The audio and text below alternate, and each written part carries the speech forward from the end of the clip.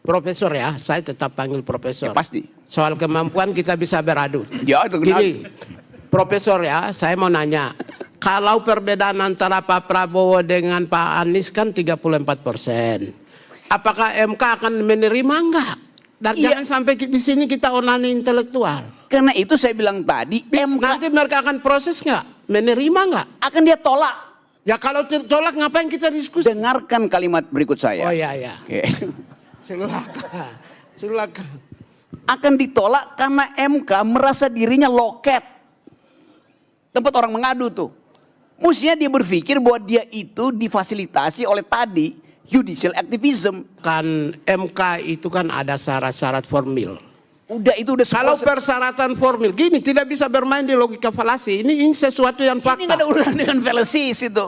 Kasus bicara tentang fakta bukan bicara tentang logika. Ini kan ada soal hotel. Tapi bahwa logika itu membuka pintu untuk masuk ke entry point menemukan fakta, saya setuju.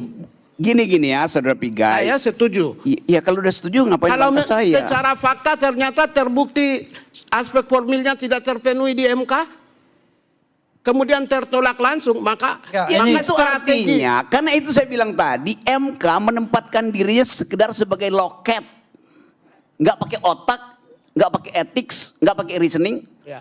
Jadi buat apa ada MK? Ya sudah. Ya iya itu. Kan undang-undangnya menyatakan demikian. Nah iya karena itu.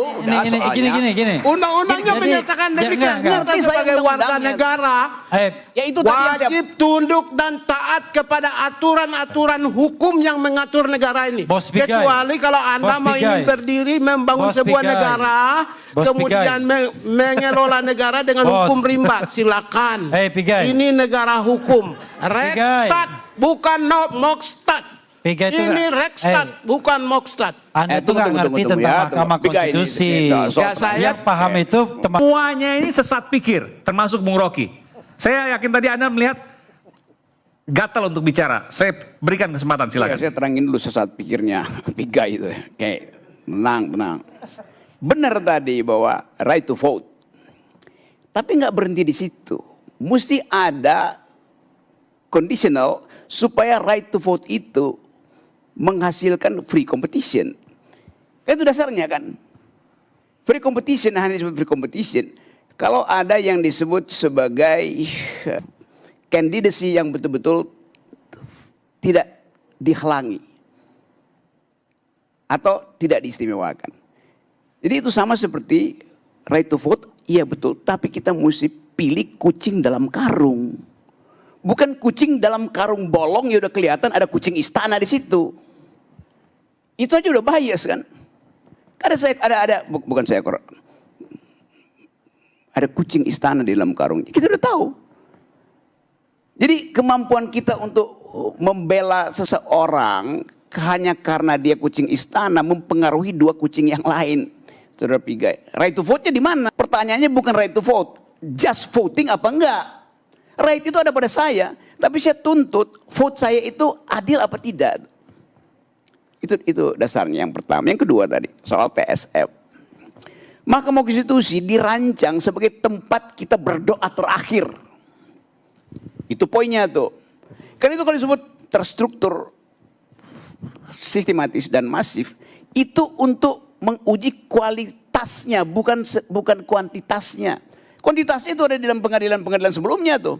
Kalau Anda pergi ke Mahkamah Konstitusi, Anda minta semacam ini doa gue terakhir tuh. Nah hakim itu harusnya mendengar doa yang diucapkan dengan kejujuran, bukan yang hakim bilang, ya tapi mana bukti bahwa Anda udah berdoa nih?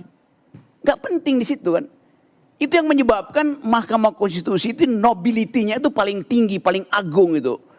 Ngapain Mahkamah Konstitusi nanya-nanya data-data segala macam yang dia tahu memang gak mungkin disodorkan kan. Jadi kita mau didik supaya orang sama seperti soal hak angket. Hak angket itu hak yang paling dasar supaya warga negara mau tonton peradilan politik. Bukan dihalangi justru kan. Tapi pertanyaannya, Profesor ya, saya tetap panggil Profesor. Ya, pasti. Soal kemampuan kita bisa beradu. Ya, itu gini, Profesor ya, saya mau nanya. Kalau perbedaan antara Pak Prabowo dengan Pak Anies kan 34%. Apakah MK akan menerima enggak?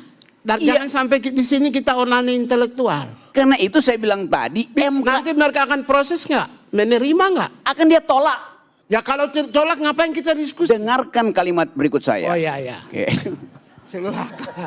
Silakan. Akan ditolak karena MK merasa dirinya loket. Tempat orang mengadu tuh. Mestinya dia berpikir bahwa dia itu difasilitasi oleh tadi judicial activism. Supaya dia bisa menghidupkan harapan bahwa demokrasi bisa diperbaiki oleh MK. Kalau MK tolak, ini akan jadi presiden untuk MK berikutnya tuh. MK berikutnya, bawa aja datanya tuh, terus-terus begitu. Jadi akan ada hilirisasi kecurangan, hilirisasi kedunguan. Itu yang kita tuntut sekarang supaya MK itu berubah cara dia memandang fakta. Kan itu dasarnya kan. Coba. Apa? Ya. Begini. Saya kira kalau kita melimpahkan